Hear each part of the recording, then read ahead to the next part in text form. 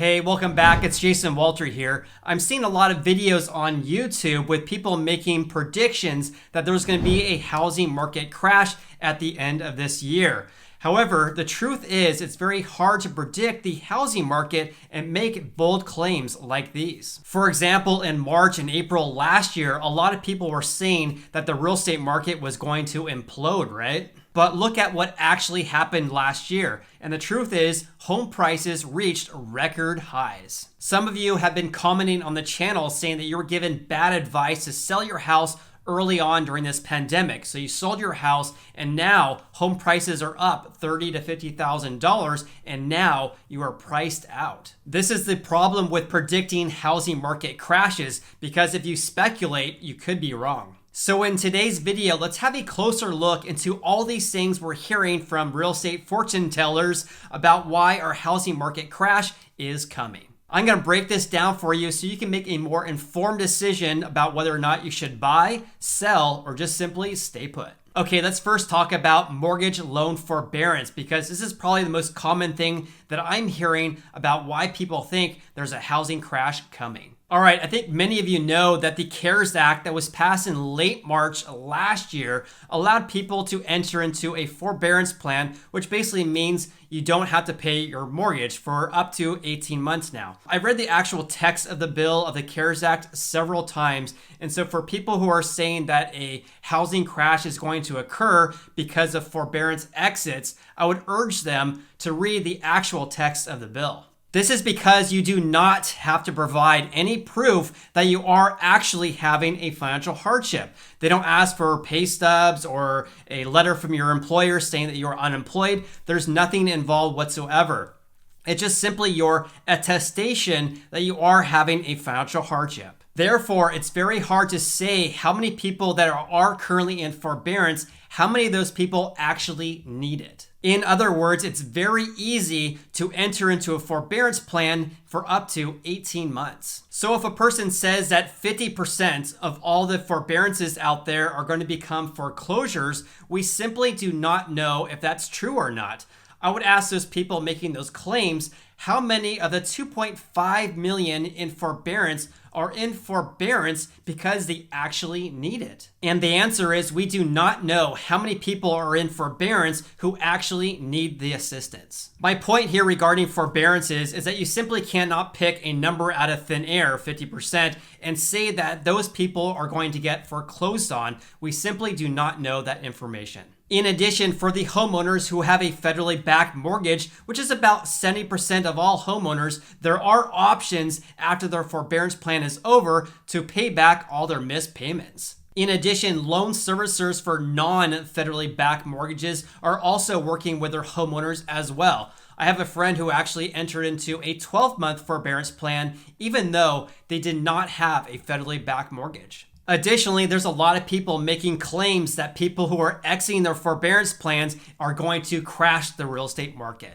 And did I miss something here? Did everyone enter into a forbearance plan on the very same day? And are they going to exit on the very same day as well? In other words, homeowners have entered into a forbearance plan at many different times throughout the last year. In other words, it's not like the 2.5 million homeowners who are currently in forbearance are suddenly going to exit at the very same time and list their houses or get foreclosed on. In my opinion, forbearances will cause some foreclosures, and also it will cause some people to have to sell their houses as well. However, we do not know how many. All right, let me share a very important stat related to this, and you all should be aware of this. So according to the Mortgage Bankers Association, or the MBA, out of all the people who have ended their forbearance plans from the time period June 1st, 2020 to March 21st, 2021, guess what percentage of homeowners sold their houses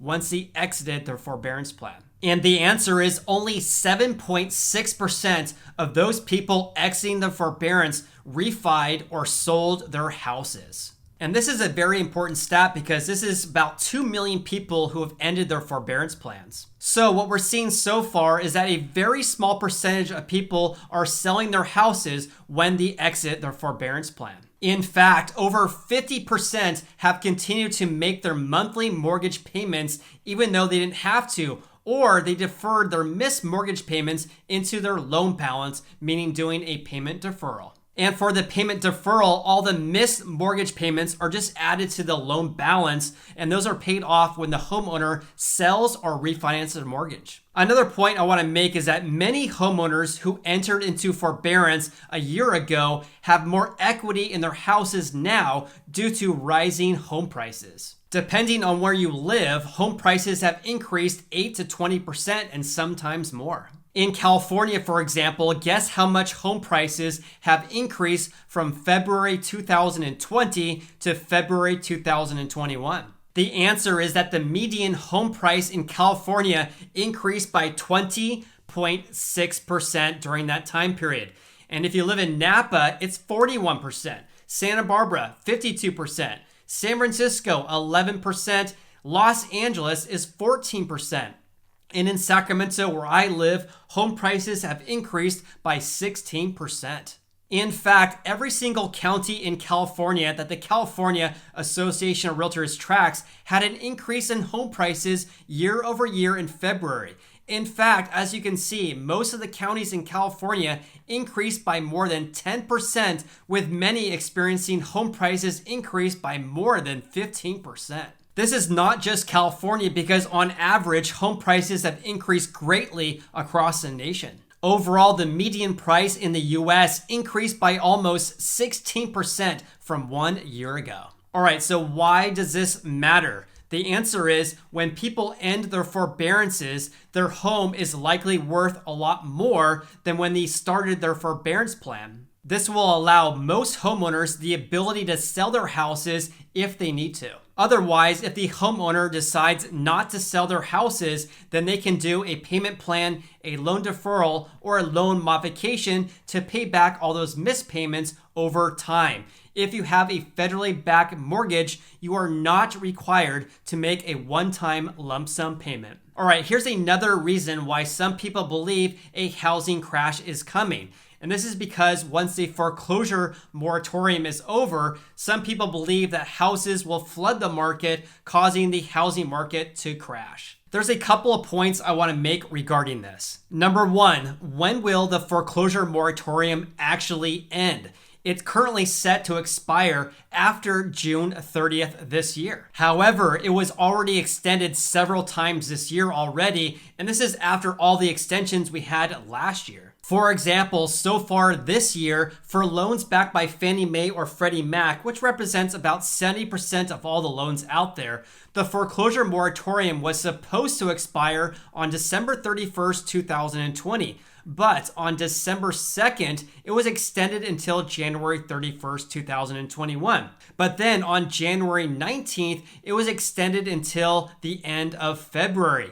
And on February 9th, it was extended yet again until March 31st. But then about 2 weeks later, it was extended again until June 30th. So when will the foreclosure moratorium actually expire? Will it get extended yet again? It's anyone's guess. That leads me to my second point. So let's just say, for argument's sake, that the foreclosure moratorium expires the day after June 30th. However, this does not mean that foreclosures are going to flood the market on July 1st. This can't happen all at once. It can take months or even years for a foreclosed home to hit the market. Plus, many foreclosures will be bought by large private equity firms like Blackstone for cash at the courthouse steps before they even hit the multiple listing service. You see, when a house is foreclosed on, the bank or the lender tries to recoup a lot of their losses by selling it at the courthouse steps. And those are bought by real estate investors who have briefcases full of cash. If it doesn't sell at the courthouse steps, then eventually it becomes what's called a REO, or a real estate owned property. In other words, not all the foreclosures are going to be hitting the multiple listing service. A lot of them are going to be purchased by investors. Based on my experience, for the houses that don't sell at the courthouse steps and become REOs, a lot of those are gobbled up by investors with cash as well. And that's how I started my real estate career about 8 years ago, because we were placing about 10 to 20 all cash offers every single day on distressed properties. That was absolutely crazy way to start my real estate career, and I actually made a video about that. I'll leave a link up here. Yet another reason why some people believe there's going to be a housing market crash is because of high unemployment numbers. However, I would say that not everyone has been negatively impacted by this pandemic. For example, unemployment numbers reached an all-time high last year, but what did home prices do? The answer is they skyrocketed ever since May of last year. In fact, those who had funds to invest in March and April last year have made a ton of money in the stock market. So for example, the Dow Jones Industrial Average is up over 50% compared to 1 year ago. And the stock market has reached all-time highs. And what are those people doing who have made a lot of money in the stock market? They're selling their stock at record highs and buying homes. Yet another reason why I believe that a housing crash will not occur this year is due to record low inventory. For example, home builders have not been ramping up their construction of building brand new houses due to rising building costs as well as delays in getting materials. The cost of lumber has increased about 200% since last spring. And guess what? This rising cost of building materials is causing home prices to increase for brand new home developments. And guess who's paying for that? Home buyers. And with all this in mind, housing starts have been decreasing lately. Compared to 1 year ago, housing starts have decreased by 9%. So housing starts are actually lower now compared to before this pandemic actually hit. Because of this, housing inventory for brand new home developments have absolutely plunged. And this is causing bidding wars for brand new home developments. And also, builders are not giving their incentives to home buyers right now. In addition, some people are saying that a crash is already happening because pending home sales have dropped recently. However, this is only because there's not enough houses available for sale and inventory is at record lows.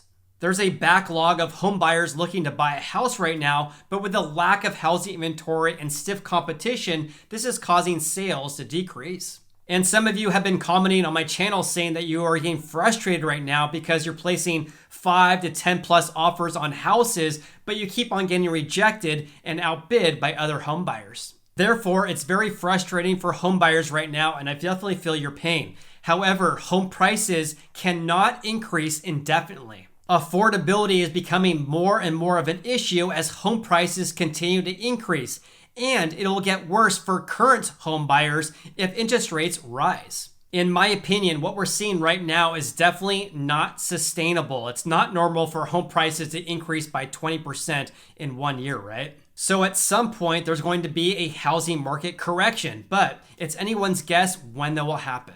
And that housing market correction is definitely not happening right now, not even close. This is why I believe that we're going to see more home price records being broken this year. If you enjoyed watching this video, please hit the like button. I greatly appreciate that. And also consider subscribing as well, because I post videos about how this pandemic is affecting our housing market.